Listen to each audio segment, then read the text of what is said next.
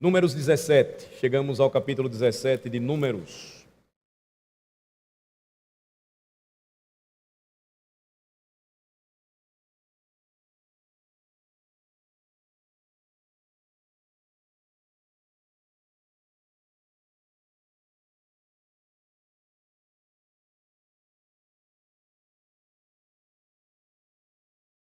Números capítulo 17. Normalmente, esta passagem é conhecida como o episódio em que a vara de Arão floresce. E se você pudesse tomar uma palavra-chave no capítulo 17 para entender a passagem, a palavra-chave é vara mesmo, matar, na língua hebraica. Uma vara ou um cajado muito comuns naquela época, mas não como alguns acreditam, varas de amendoeiras, envolvendo o episódio do florescimento da vara de Arão, que foi transformada em uma amendoeira, ou um caule de uma amendoeira. Na verdade, essas varas elas tinham uma função muito grande em conduzir os peregrinos naquela época, e elas eram muito bem preparadas, muito bem escolhidas, e elas tinham uma cabeça, de certo modo, importante, porque ela também poderia ser usada como uma arma de defesa. Se batida na cabeça de um homem, poderia abrir o seu crânio. Então, não era uma vara ou um bordão qualquer. Você vai ter o desenvolvimento e o uso de varas ou cajados na história dos homens e dos povos. Por exemplo, se você chega comigo na Idade Média, você vai perceber que servos e plebeus não poderiam portar as armas dos cavaleiros, mas eles poderiam usar varas e cajados e também poderiam utilizá-los em determinados combates. Então, era também algo muito comum. Mas no Antigo Oriente Próximo, e aqui é justamente a região onde Números está acontecendo, onde nós temos os registros, o livro de Números, as varas também, elas identificavam famílias ou clãs ou tribos. E dependendo do status social de alguém, a vara poderia ser mais simples ou não.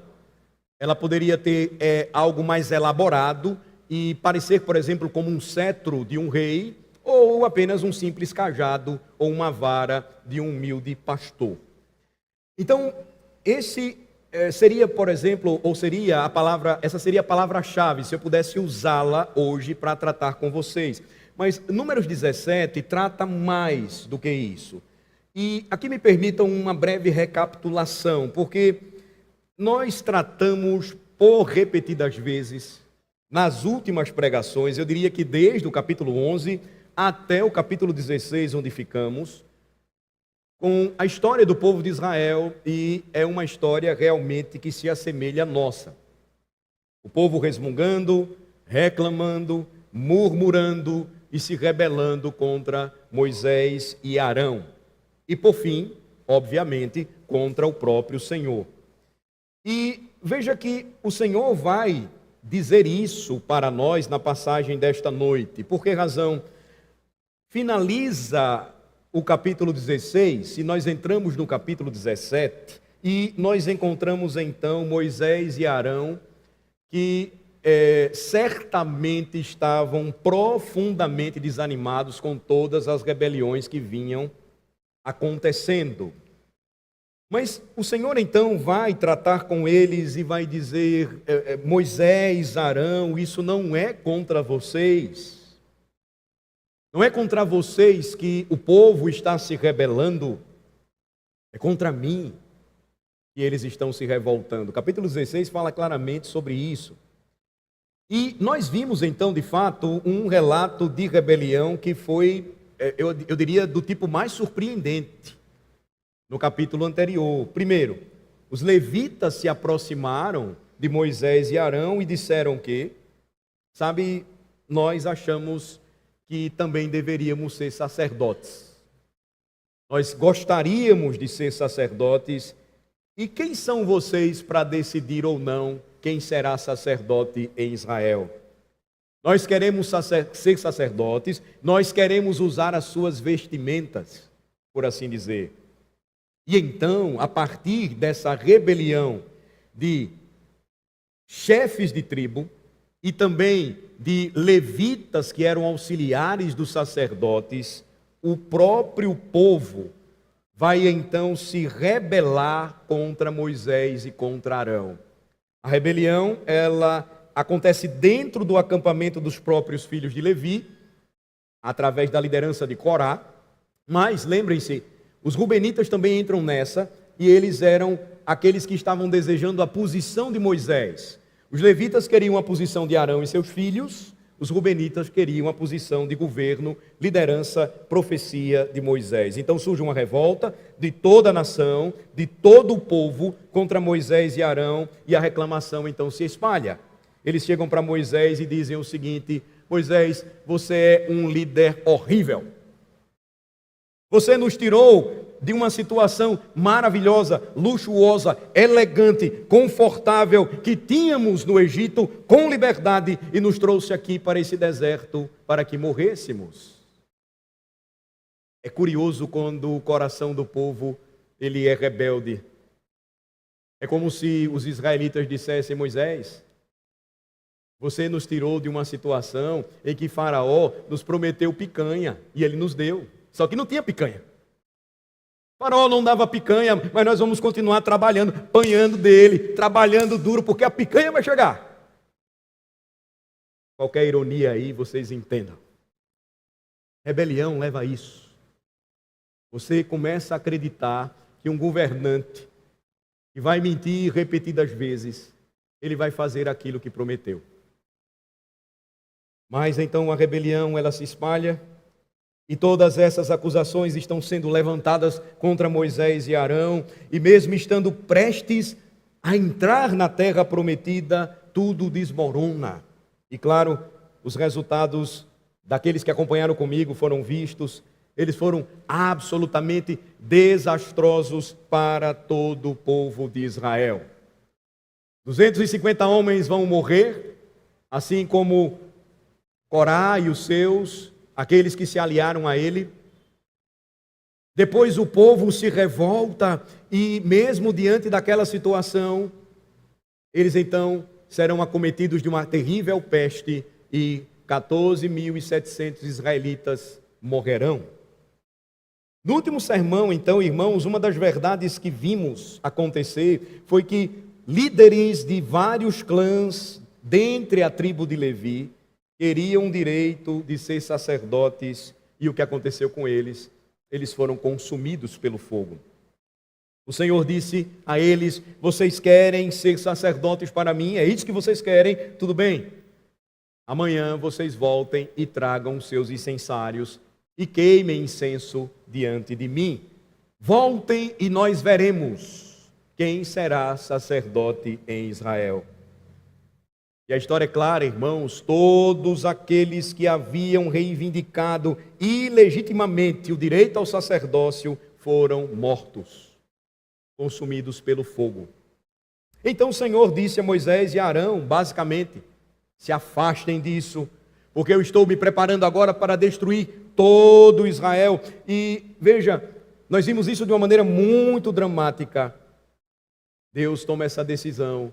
E aqueles homens que foram rejeitados, nós vemos intercedendo por um povo murmurador, fazendo mediação entre Deus, justo juiz, e o povo em rebelião. Mas ainda assim, repito, quase 15.000 pessoas morreram naquele dia. Então, quando nós terminamos, irmãos, Números 16, de fato, é uma das passagens mais sombrias das Escrituras Sagradas. Mas o que é que nós vamos ver esta noite, em Números 17? Nós vamos ver o Senhor encorajando 2 servos desanimados. E ele faz isso, irmãos, exibindo um sinal milagroso, atestando a todo Israel o papel designado por Deus, que Moisés e Arão receberam dele. Deus então vai designar um milagre para certificar de forma visível, tangível e pública quem foram os homens escolhidos por ele. Ele vai lembrar que ele mesmo escolheu os seus sacerdotes para servirem no templo, para liderar o povo, interceder por ele e fazer expiação pelos seus pecados. E veja que isso é algo que Só Deus mesmo pode fazer, nenhum homem pode designar-se a si mesmo. Portanto, no decorrer da passagem de hoje, nós vamos aprender, mais uma vez com a palavra de Deus, muito sobre a maneira como devemos nos aproximar de um Deus santo, para que possamos ter comunhão com Ele. Por vezes nós esquecemos disso. A nossa atividade litúrgica se torna rotineira, ela se torna um pouco mecânica, e nós escondemos isso dizendo que ela está um pouco ritualista, porque se a gente tivesse uma coisa diferente, então a gente se sentiria melhor. Deus vai apontar para o contrário. A decisão, irmãos, de vir à igreja no dia do Senhor não é tomada por nós no sábado à noite, não. Vocês sabiam disso? A decisão de ir à igreja, de vir à igreja todo domingo, é tomada apenas uma vez na vida. Quando você escolheu servir ao Senhor de toda a terra. Quando você entregou a sua vida ao seu Redentor, a partir daí, você nunca mais verá o primeiro dia da semana como qualquer outro dia. A passagem de hoje, então, vai nos mostrar algo precioso a respeito disso. E antes, eu queria resumir brevemente a passagem em 4 partes. Eu vou dividi-la em 2 pontos hoje. O sermão será muito pouco presbiteriano. 2 pontos apenas. Mas a passagem, naturalmente, ela tem 4 partes distintas. Eu vou apresentar agora para vocês. Vejam primeiro os versículos de 1 a 5. Eu vou ler para vocês. Disse o Senhor a Moisés: fala aos filhos de Israel e recebe deles bordões, um pela casa de cada pai de todos os príncipes, segundo as casas de seus pais, isto é, 12 bordões. Escreve o nome de cada um sobre o seu bordão. Porém, o nome de Arão escreverá sobre o bordão de Levi, porque cada cabeça da casa de seus pais terá um bordão. E os porás na tenda da congregação, perante o testemunho, onde eu vos encontrarei. O bordão do homem que eu escolher, esse florescerá. Assim, farei cessar de sobre mim as murmurações que os filhos de Israel proferem contra vós. Então, a primeira parte, que vai dos versículos 1 a 5, nós lemos agora, apresenta o milagre que foi planejado e ordenado por Deus. Que milagre ordenado e planejado por Deus foi esse? Um bordão deveria florescer dentre os bordões que representavam as tribos de Israel, para mostrar aos filhos de Israel quem Deus escolheu para liderar o povo e quem Deus escolheu para ser sacerdote sobre o povo. Então, o próprio Senhor vai projetar um sinal. E é impressionante porque, às vezes, nós lemos a Bíblia e o Senhor diz ao seu povo: escolha um sinal. Mas aqui, nesse caso, observem, o Senhor declara: este é o sinal que darei a Israel para mostrar-lhes quem é o meu líder e quem são os meus sacerdotes. Então, Deus mesmo projeta e ordena isso, transmitindo a Moisés que deveria cumprir as várias partes de sua responsabilidade nesse processo aí, do milagre que Deus iria fazer. Então, é o que nós vemos na primeira parte, o milagre planejado e ordenado por Deus. Se você quiser anotar aí para marcar bem a passagem em Números 17, o milagre planejado e ordenado por Deus. Ou seja, Deus estabeleceu esse milagre, ou ordenou e planejou esse milagre, como um teste e prova da liderança de Moisés e do sacerdócio de Arão. Isso é importante para o que nós vamos ver mais adiante. Vamos ver agora a segunda parte, versos de 6 a 9. Falou, pois, Moisés aos filhos de Israel, e todos os seus príncipes lhe deram bordões. Cada um lhe deu um segundo as casas de seus pais, 12 bordões, e entre eles o bordão de Arão. Moisés pôs estes bordões perante o Senhor na tenda do testemunho. No dia seguinte, Moisés entrou na tenda do testemunho, e eis que o bordão de Arão, pela casa de Levi, brotara, e tendo inchado os gomos, produzira flores e dava amêndoas. Então, Moisés trouxe todos os bordões diante do Senhor, a todos os filhos de Israel, e eles o viram, e tomou cada um o seu bordão. A segunda parte aqui, o que é que nós temos? A realização do milagre e a exibição dele feita por Deus através de Moisés. Deus então vai garantir que faria isso, e ele fez. Ele vai realizar o milagre e ele vai garantir que faria isso e fez, para que Moisés mostrasse para todos. Então, o primeiro milagre, em primeiro lugar, o milagre ele é planejado e ordenado. E agora, qual a identificação da segunda parte? O milagre é realizado e exibido. Realizado e exibido. Então, Deus ordena e planeja, depois ele realiza e o apresenta. Terceiro lugar, versos 10 e 11. Disse o Senhor a Moisés: torna a pôr o bordão de Arão perante o testemunho, para que se guarde por sinal para os filhos rebeldes. Assim farás acabar as suas murmurações contra mim, para que não morram. E Moisés fez assim, como lhe ordenara o Senhor, assim fez. Terceiro lugar, o Senhor então diz: vamos guardar esse bordão, esse cajado. Vamos guardar a vara de Arão, para que, caso alguém se esqueça da mensagem, olhe novamente para este milagre que eu vou realizar e se lembre quem eu designei para liderá-los e quem eu designei para mediá-los. Quem eu escolhi para ser o governante e líder do povo, Moisés, e quem eu escolhi para o sacerdócio, servindo ao Senhor no culto e fazendo a mediação também do povo quando fosse adorar a Deus. Então o Senhor vai explicar sua intenção na terceira parte, para que esse milagre realizado, ele nunca fosse esquecido entre os filhos de Israel. Então, na terceira parte, você tem aqui uma instrução dada pelo Senhor. O milagre deveria ser preservado e o seu testemunho explicado.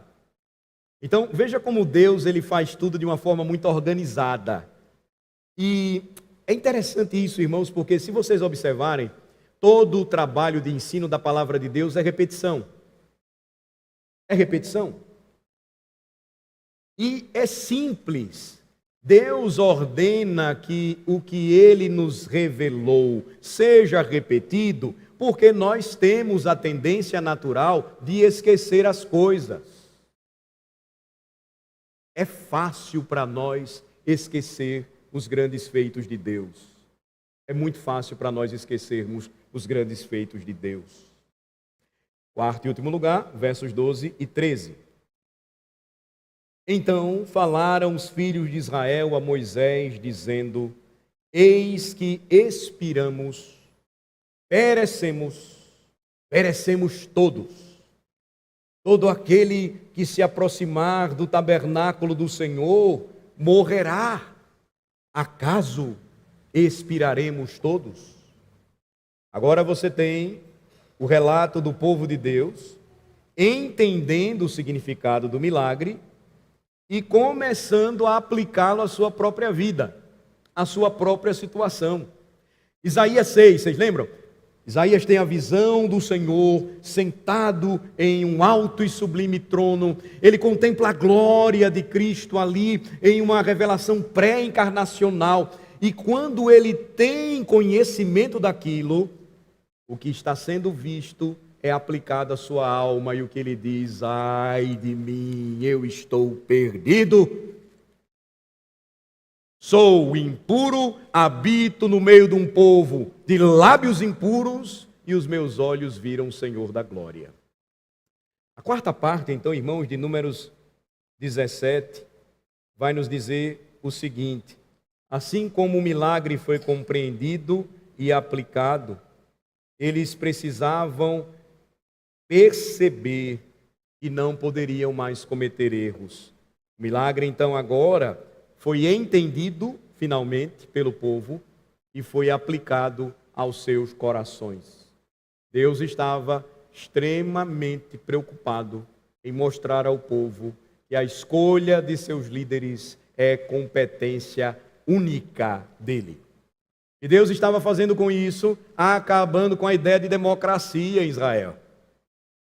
E na verdade, democracia, até mesmo em seu sentido mais vamos dizer, helênico da palavra, nunca envolveu uma posição em que um homem não estivesse mandando em outro.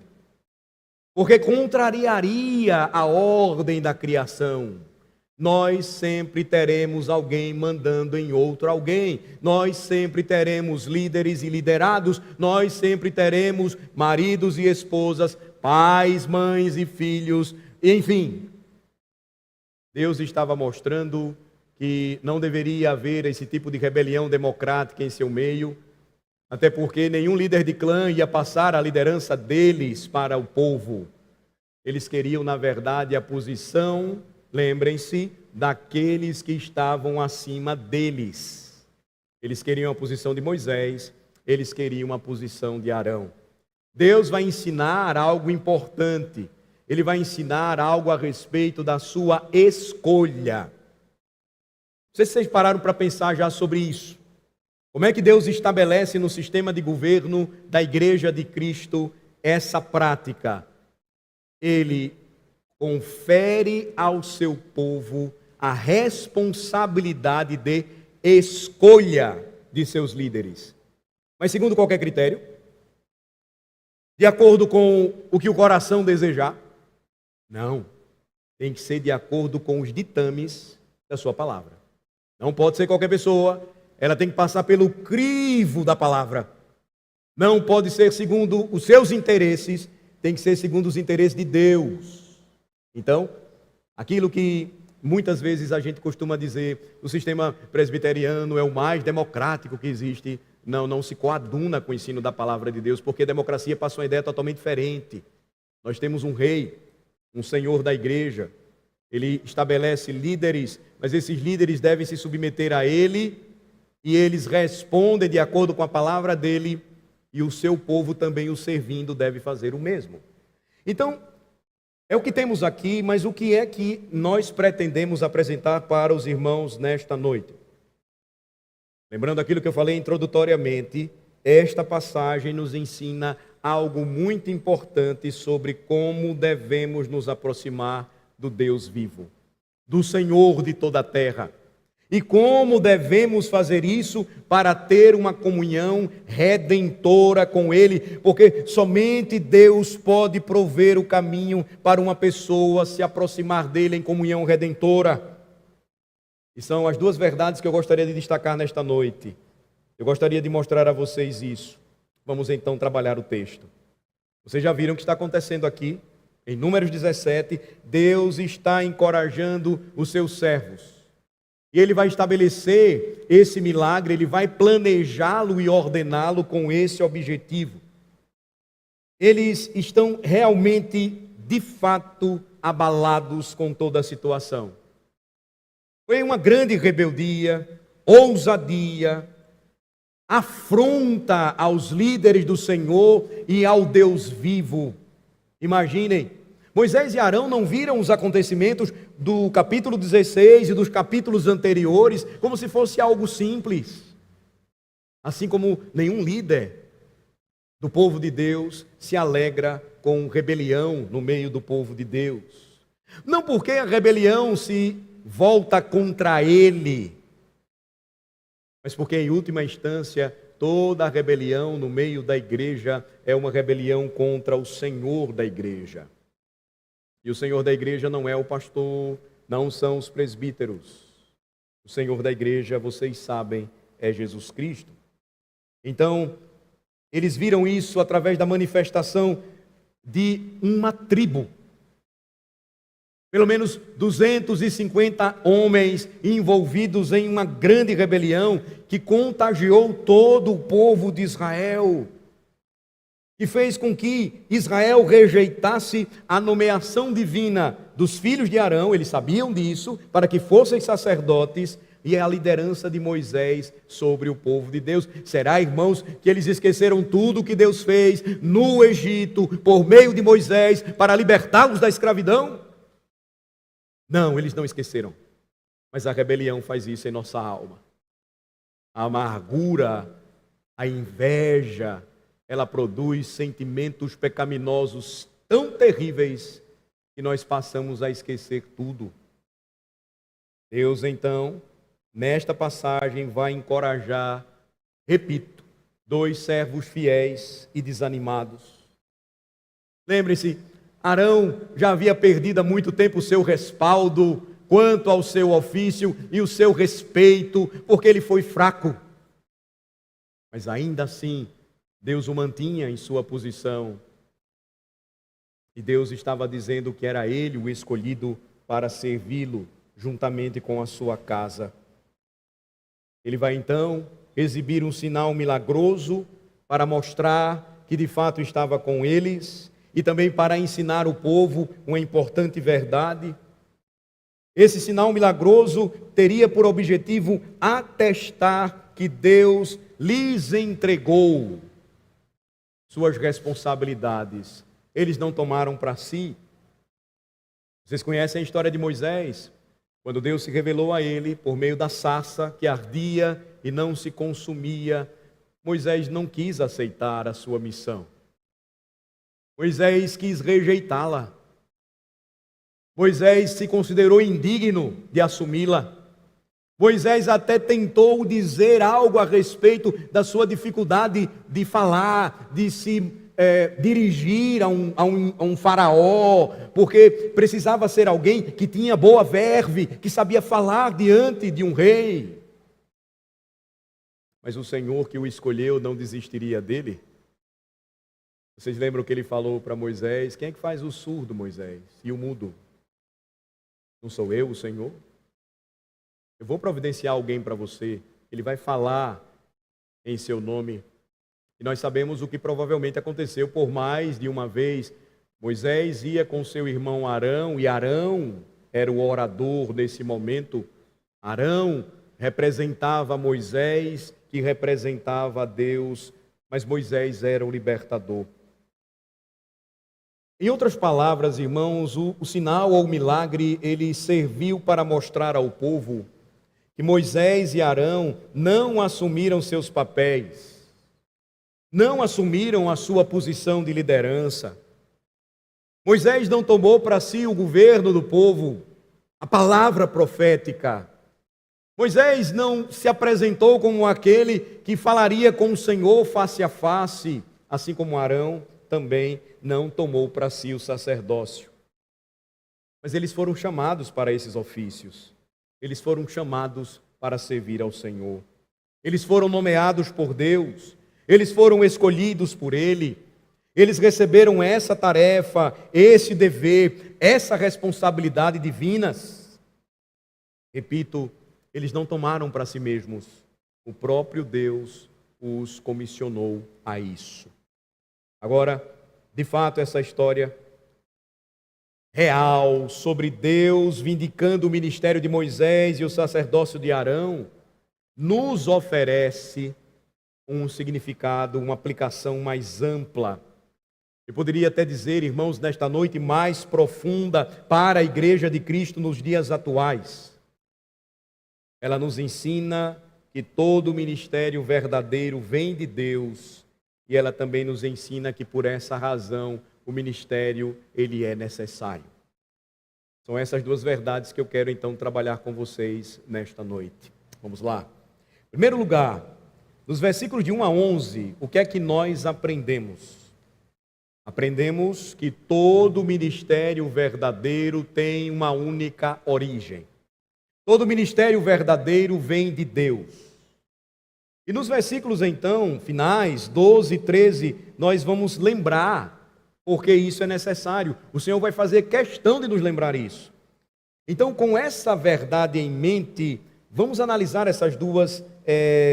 vamos destacar essas duas verdades nesta noite, porque todo o ponto aqui, irmãos, do capítulo 17, e de pelo menos 2 incidentes que ocorrem no capítulo 16, e eu vou tratar com vocês também disso, porque é importante. O ponto principal desses 2 incidentes, somados aos anteriores, ou os 2 incidentes anteriores e os que acontecem neste capítulo, reforçam esse argumento que trago para os irmãos nesta noite. Todo ministério vem de Deus, todo chamado e vocação para o ministério provém do Senhor. Deus nomeia os seus servos que conduzirão o seu povo à sua presença. E nesse primeiro tópico, isso pode ser então reforçado pelo menos da seguinte maneira, ou das seguintes maneiras. Veja, vamos para Números 16. Vejam mais uma vez comigo os versos 36 a 38. Nos versos 36 a 38 de Números 16, o Senhor explicou vividamente, com uma figura, ao povo de Deus, que somente os sacerdotes poderiam cumprir o papel sacerdotal. Que somente os filhos de Arão, nomeados como sacerdotes, poderiam servir no papel sacerdotal. Observem, disse o Senhor a Moisés, verso 36, dize a Eleazar, filho de Arão, o sacerdote, que tome os incensários do meio do incêndio e espalhe o fogo longe, porque santos são. Quanto aos incensários daqueles que pecaram contra a sua própria vida, deles se façam lâminas para a cobertura do altar, porquanto os trouxeram perante o Senhor, pelo que santos são e serão por sinal aos filhos de Israel. Eleazar, o sacerdote, tomou os incensários de metal que tinham trazido aqueles que foram queimados e os converteram em lâminas para coberturas do altar. De que maneira, então, o Senhor tomaria, através de uma figura, dando uma explicação vívida ao povo de Deus, que somente os sacerdotes poderiam servir no papel sacerdotal?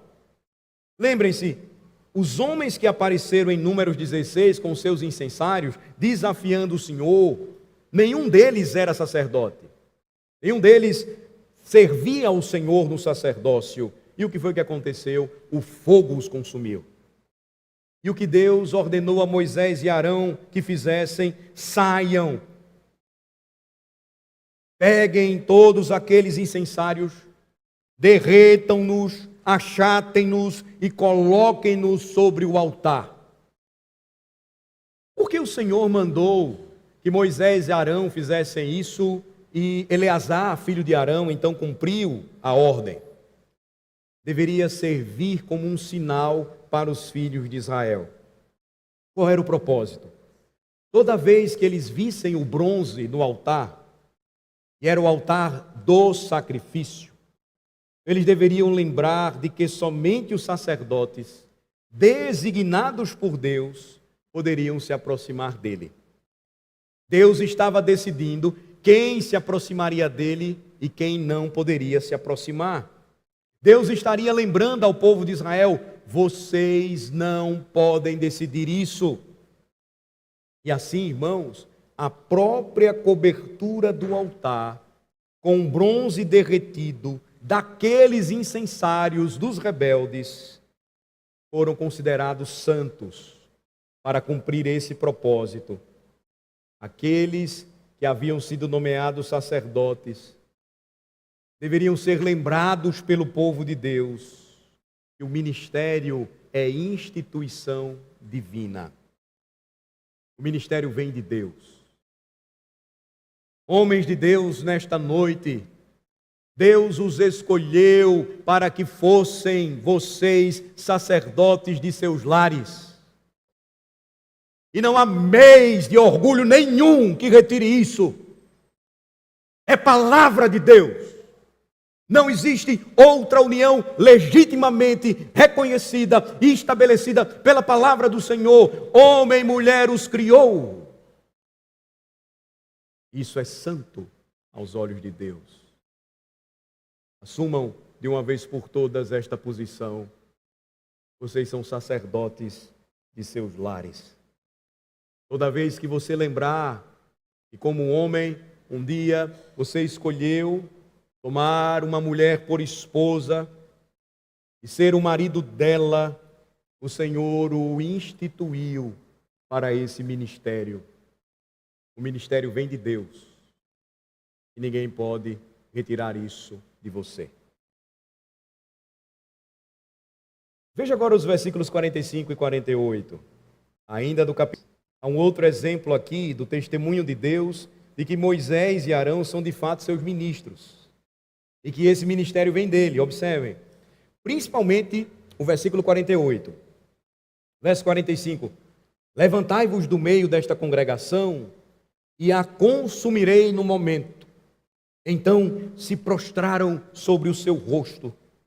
Disse Moisés e Arão, toma o teu incensário, põe nele fogo do altar, deita incenso sobre ele, vai depressa à congregação e faz expiação por eles. Porque grande indignação saiu de diante do Senhor, já começou a praga. Tomou Arão, como Moisés lhe falara, correu ao meio da congregação, eis que já a praga havia começado entre o povo, deitou o incenso nele e fez expiação pelo povo. Lembrem-se, o Senhor disse, afastem-se da congregação. Eu estou me preparando para descer, eu irei julgá-los. E qual é a atitude daqueles homens que estavam sendo rejeitados pelo povo? Moisés diz a Arão, Arão, rápido, pega seu incensário, corre para o meio da congregação. E aí você chega no versículo 48, e como não amar o Senhor? Pôs-se em pé, entre os mortos e os vivos, e cessou-se a praga. Vocês acham que poderia haver ainda alguma dúvida de quem podia ficar entre um Deus santo e um povo miserável e pecador? Vocês acham que com aquele acontecimento, lembrem-se a cena, já quase 15.000 pessoas mortas pela peste, juízo divino, e Arão agora corre para o meio do acampamento. Ele está entre os mortos e os vivos, atrás dele os vivos, o que ele acabou de fazer, como um sacerdote escolhido por Deus, legitimamente designado por Deus. Ele fez o que deveria fazer. Ele intercedeu pelo povo. Ele rogou a misericórdia de Deus, ainda que o povo merecesse morrer. E o Senhor desviou o justo juízo contra o acampamento de Israel. O que Deus estava fazendo com isso, irmãos? Ele estava certificando a todos aqueles que estavam questionando Arão, se de fato ele havia sido nomeado por Deus, se ele não se auto-intitulou um sacerdote, que questionavam até se era necessário que ele e seus filhos fizessem isso por eles. Agora os vivos estavam observando Arão ser o único homem entre eles e a morte. Esta é então a segunda maneira pela qual Deus mostra que Ele é aquele que designa um homem para o ministério. É Ele quem faz isso, é Ele quem determina como nos aproximamos dEle. Mas aí vem agora o capítulo 17, versos 1 e 2. E nestes versículos há um encorajamento belíssimo da parte do Senhor. Observem, disse o Senhor a Moisés, fala aos filhos de Israel e recebe deles bordões, cajados, um pela casa de cada pai de todos os seus príncipes, segundo as casas de seus pais, isto é, 12 bordões. Escreve o nome de cada um sobre o seu bordão. Deus então aqui está certificando a liderança de Moisés e Arão. O ministério de Moisés e Arão estava sendo certificado por Deus.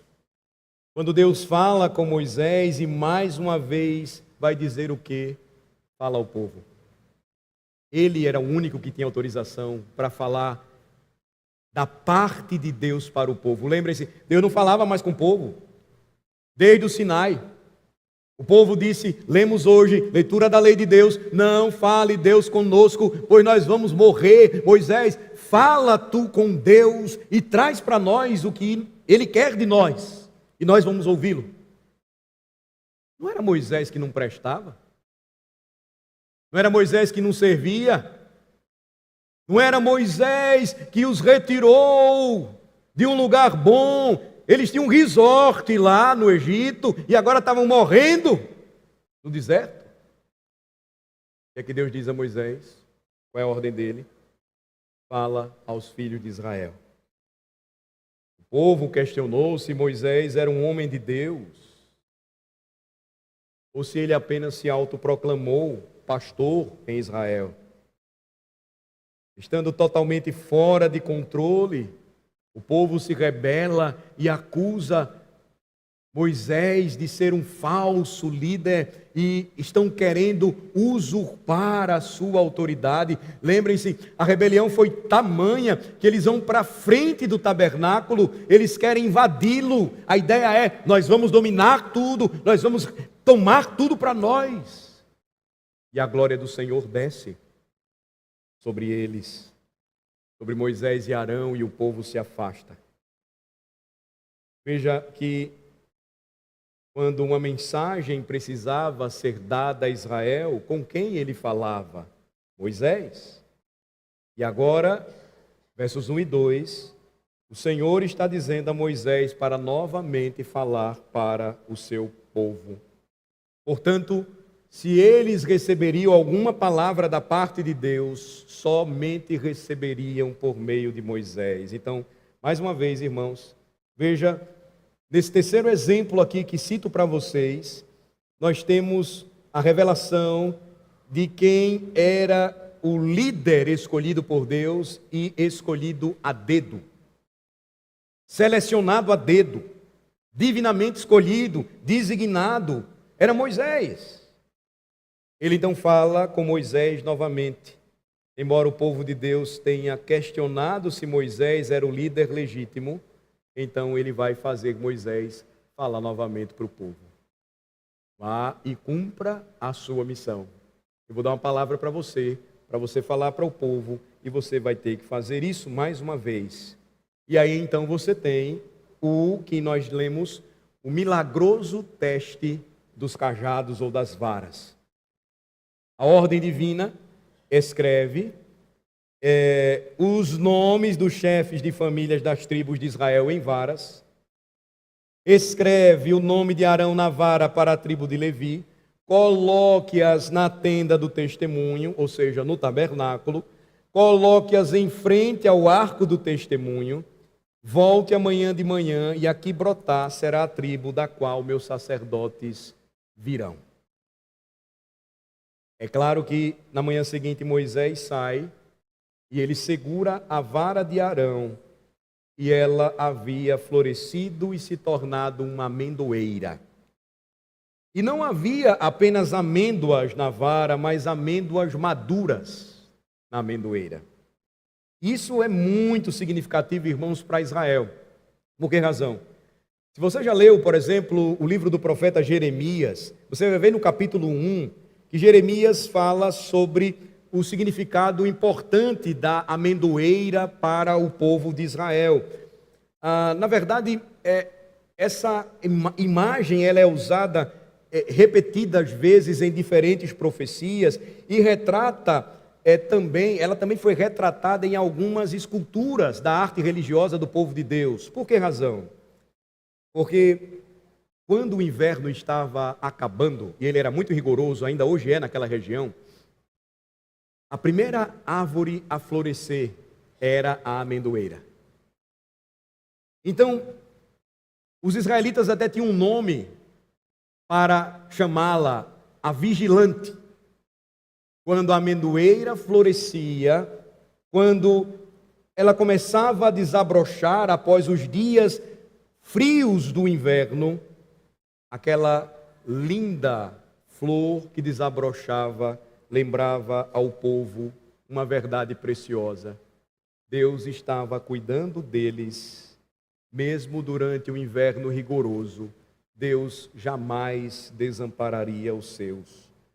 Por isso, quando os profetas queriam encorajar o povo e dizer que Deus estava cuidando deles, dos israelitas, eles usavam a amendoeira.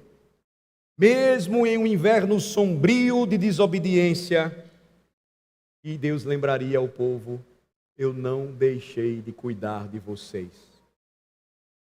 Vocês ainda terão sacerdócio para expiar seus pecados e interceder por seus pecados.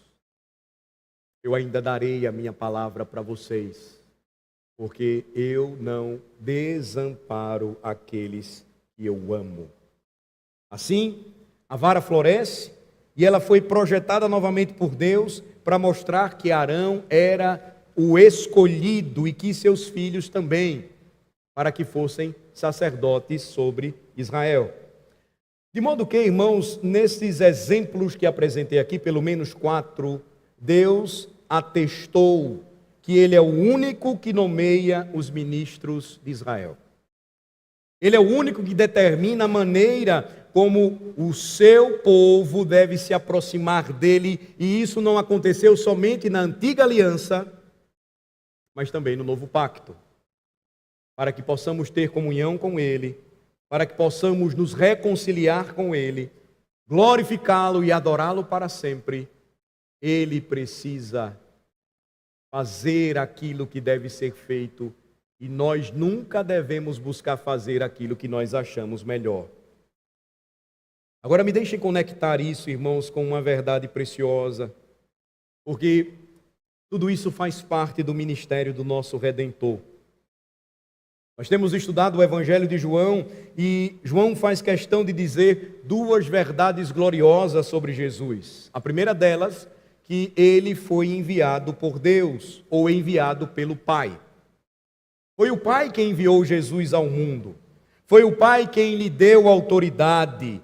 Jesus não tomou sobre si essa autoridade, mas o Pai lhe conferiu. Lembrem-se, o batismo de Jesus por João Batista foi o dia da sua ordenação ao ministério. João Batista diz: Senhor, eu vou batizá-lo? Não, o Senhor é que precisa me batizar. Deixa, João, para que se cumpra tudo aquilo que está escrito a meu respeito, ou para que se cumpra toda a justiça. No momento em que Jesus é batizado, vocês lembram, Mateus capítulo 3, uma voz vinda dos céus diria: este é o meu filho amado, em quem me comprazo.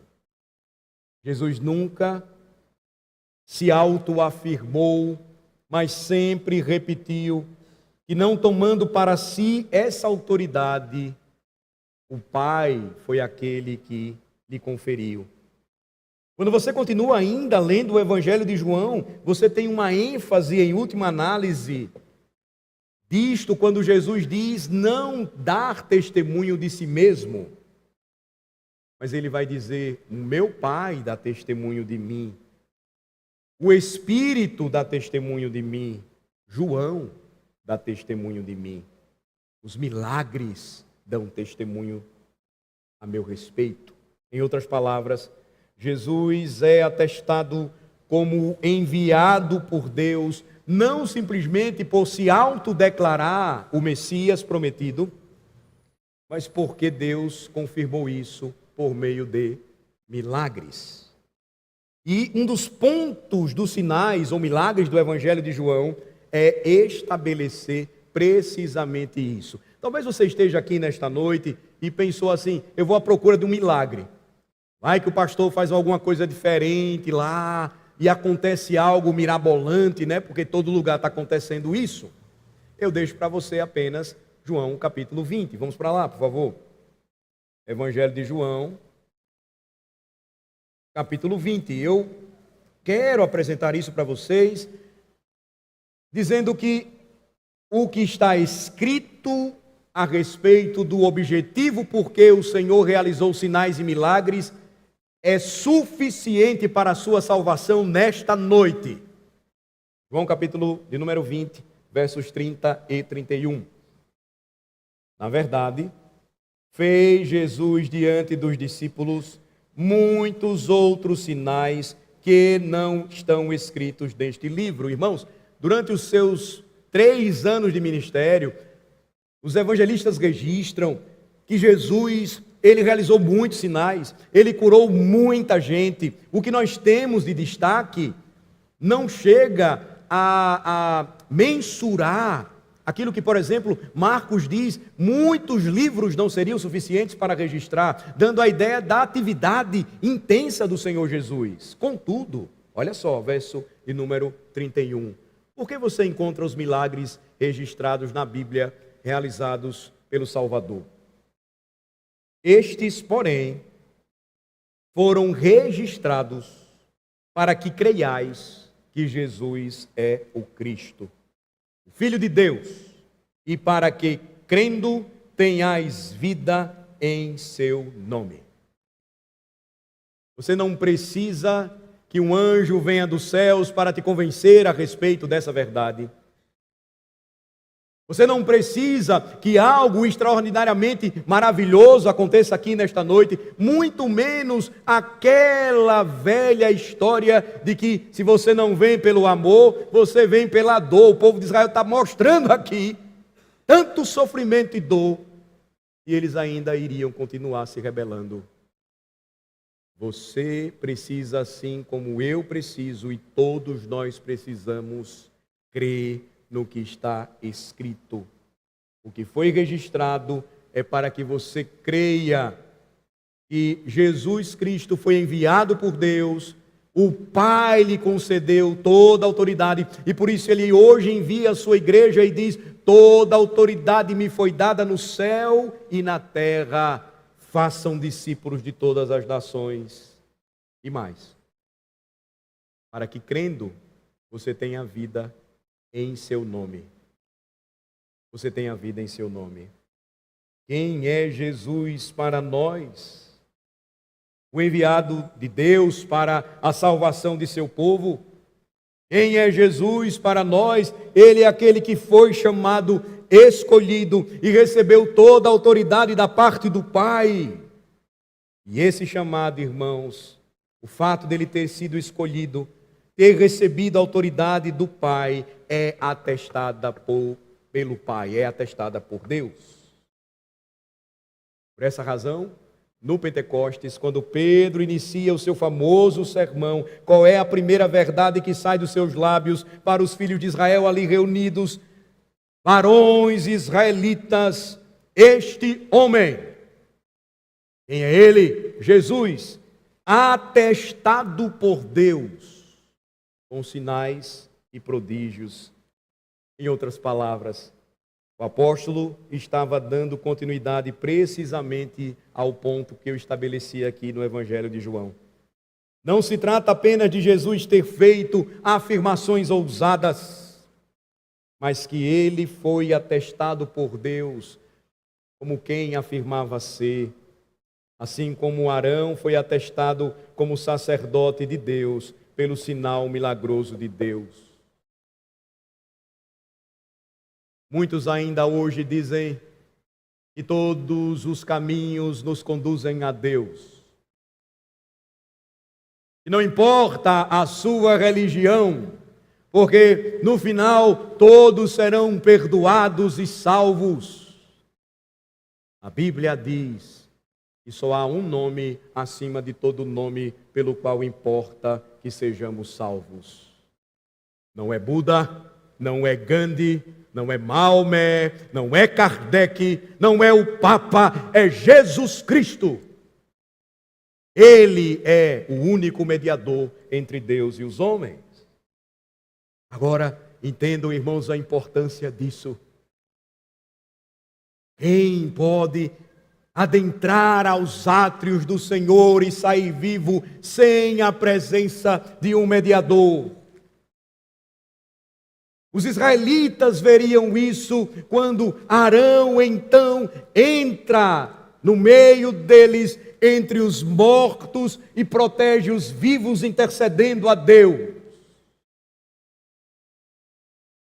Quem escapará da condenação eterna, do fogo eterno, da ira de Deus sobre os homens que trocaram a verdade pela injustiça, sem a presença deste poderoso mediador? Claramente, o que vemos aqui, irmãos, é algo precioso. Nesta primeira verdade aqui que estou trabalhando com vocês. O ministério designado por Deus, então, claramente aqui nos é apresentado. Ele vem dele, de modo que o caminho para a comunhão com Deus também é designado por Ele. No final do capítulo 17 de Números, é como se Deus estivesse ensinando ao povo: o ministério vem de mim, eu designo homens para o ministério. Mas será que alguém ainda vai perguntar se não tem outra pessoa para assumir o lugar de Moisés e de Arão? Ou agora, de uma vez por todas, vocês estão entendendo perfeitamente que sou eu quem designa o caminho para que os homens compareçam à minha presença? Voltemos para Números 17, e eu quero apresentar aqui o meu segundo e último ponto nesta noite. Ele é mais curto, mas ele também é extremamente importante. Números 17, irmãos, também nos lembra porque o ministério, ele deve vir de Deus. Porque Deus deve designar o caminho para a sua presença. A resposta é muito simples: porque somente Deus pode nos salvar. Porque o ministério deve vir de Deus? Porque Ele é o único que pode nos oferecer um Salvador, um mediador perfeito. Porque somente Ele pode nos salvar. A razão por que somente Deus designa o caminho de volta à sua presença em comunhão com Ele é porque somente Ele pode nos salvar dos nossos pecados. Nós não podemos nos salvar a nós mesmos. Se desejamos desfrutar da presença de Deus, se desejamos ter verdadeira comunhão com Deus, se desejamos viver em um pacto com Deus, isso só será possível de acordo com os termos que Ele mesmo propõe e da maneira única que Ele torna possível para que isso seja real. Vocês sabem por que a razão? A razão é porque nós somos o problema. Nós somos o problema. Deus nunca foi ou será o problema. E nós temos um problema que não conseguimos resolver porque nós somos maus. O homem moderno não suporta ouvir isso, mas é uma verdade incontestável da palavra de Deus. Nós somos maus. Não há um justo nenhum sequer, diz o Senhor. Não há quem entenda, não há quem busque a Deus. Todos pecaram e destituídos foram da glória de Deus. Então, se nós temos um problema e o problema somos nós e nós não podemos resolvê-lo, quem pode resolvê-lo para nós? Se não somos nós, somente Deus pode nos ajudar. Números 17, então, irmãos, nos apresenta todo um cenário de um povo incapaz de decidir como se aproximar de Deus, mas apenas capaz de se aproximar de Deus de uma única forma, da maneira indicada por Ele, determinada por Ele. No caso de Moisés e Arão, segundo as regras sacerdotais que foram dadas à casa de Arão.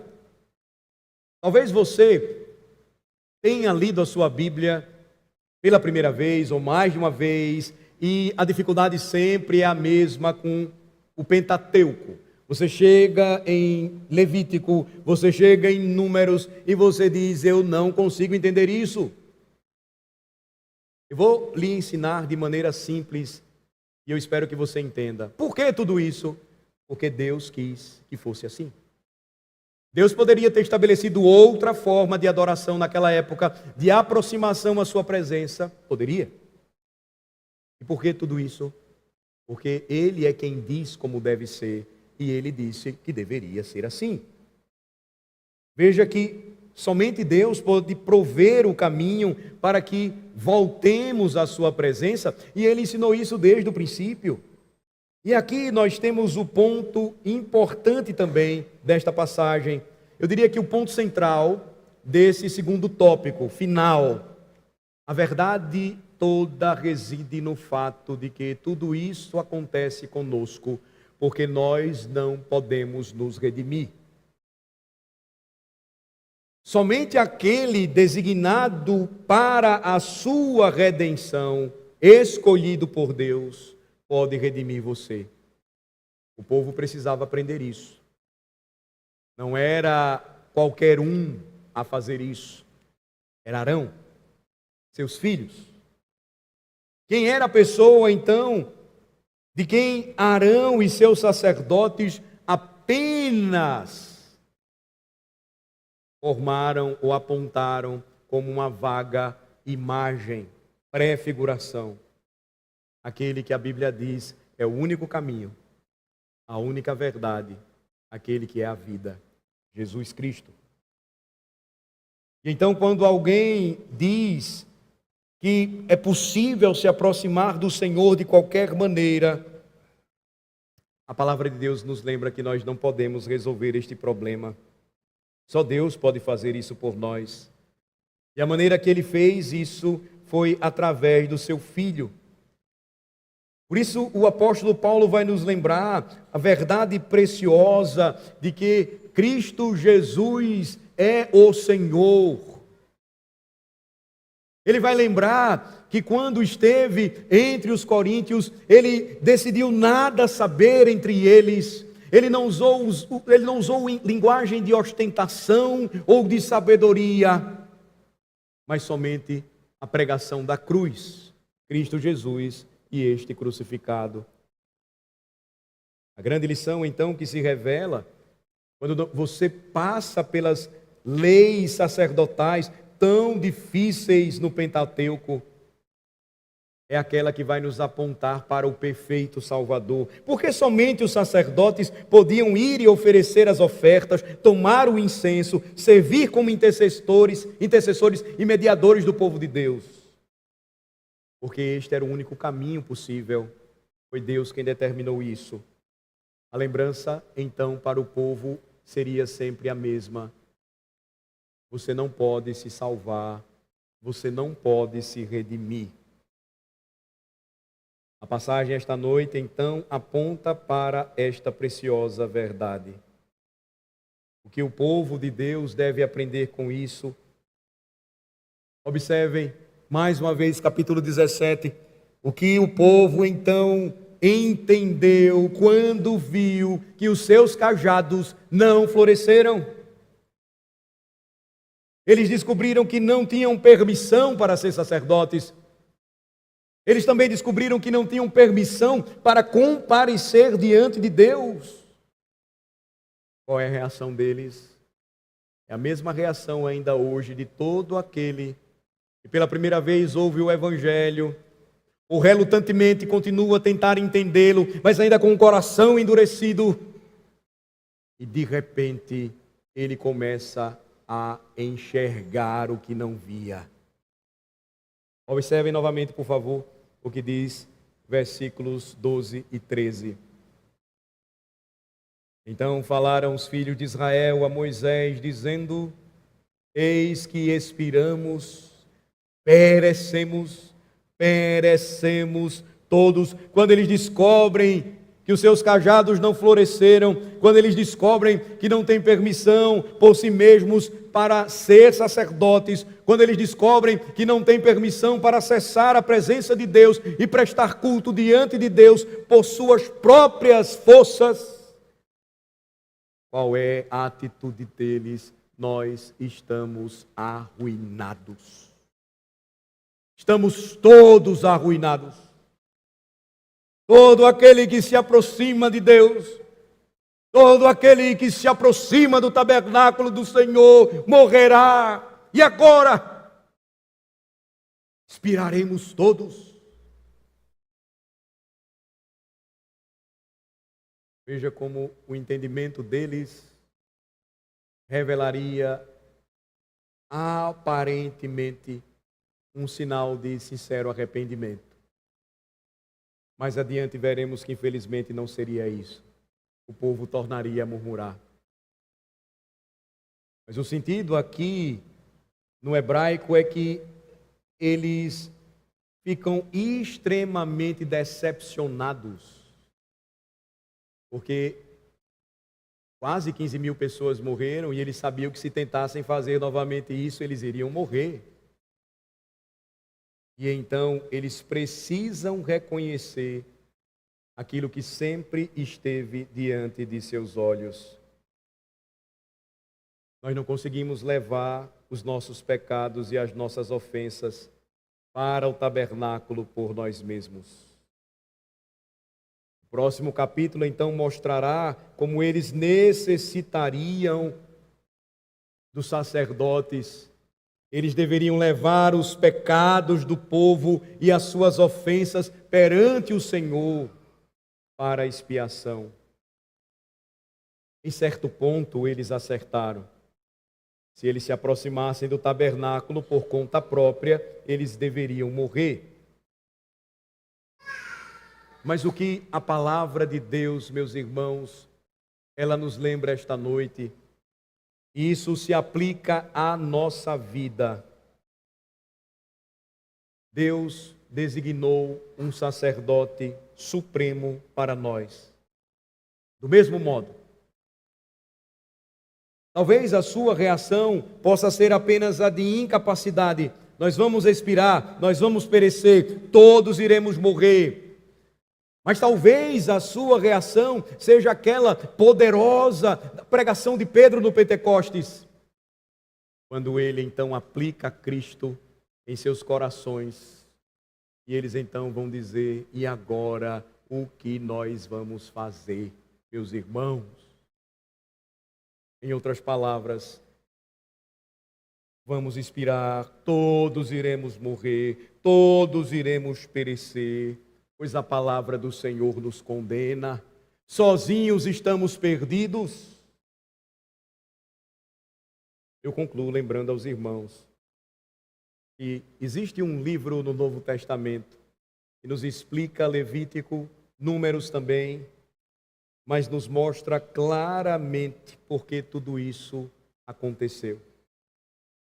Para que nós soubéssemos que nós temos um sumo sacerdote que entrou além do véu, no próprio e real Santo dos Santos, na presença celestial de Deus. E que se nessa noite você confiar nele, ele restaurará a sua alegria, a sua comunhão. Você entrará em um pacto com Deus, por intermédio do perfeito e único mediador, Jesus Cristo. Mas se você tentar ainda fazer isso sozinho, separado dele, ou de qualquer outra maneira, você permanecerá ainda em risco.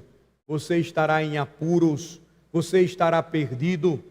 Você precisa de um sacerdote que leve a sua culpa perante o Pai. Você precisa de um mediador perfeito que faça expiação pelos seus pecados. E esta é a grande mensagem de Números 17. Deus é aquele que designa o caminho pelo qual entramos em comunhão com Ele. E por quê? Porque não podemos nos redimir, porque não podemos entrar em sua presença de qualquer maneira, porque somente Ele pode prover este caminho, e este caminho é o Senhor Jesus Cristo. Nesta noite nós iremos, a grande maioria, experimentar isso após este sermão na prática. Não comem e bebem da mesa do Senhor aqueles que não têm acesso a esta comunhão preciosa. Não podem fazer isso aqueles que ainda estão distantes, e por isso você deve rapidamente correr aos pés do seu Redentor e dizer como aqueles homens: nós expiramos, perecemos todos, ou seja, tantos morreram, deveria eu também seguir o mesmo caminho. Todo aquele que se aproximar do tabernáculo do Senhor morrerá, e é fato, se você não tiver um sumo sacerdote perfeito, você irá perecer. Portanto, nesta noite, creia nele. Não saia daqui sem entregar a sua vida àquele que é o único caminho que pode reatar a sua comunhão com Deus. Eis a mensagem do Evangelho nesta noite: reconcilie-se com Deus. E você não vai fazer isso com qualquer outro. Você precisa daquele que Ele designou e atestou sua autoridade, Jesus Cristo. Faça isso e seja salvo para sempre. Vamos orar. Pai Santo, te rendemos graças por esta gloriosa verdade e pela maneira como ela é apresentada hoje nesta passagem, por vezes tão difícil e obscura para nós. Quantas vezes, Senhor, nós lemos a Escritura e não conseguimos enxergar essas coisas, entretanto, Tu tens uma verdade maravilhosa do Evangelho reservada para nós em números. E nós te rendemos graças porque esta é a Tua palavra. Concede que creiamos nela. Concede, Senhor Deus, a graça tão necessária para a salvação de nossas almas. Que ninguém saia nesta noite sem tal certeza, convicção de fé, sabendo que o Senhor é aquele que se aproxima de seu povo e faz isso por meio de um perfeito mediador. Em nome dele, Jesus Cristo, que nós oramos. Amém.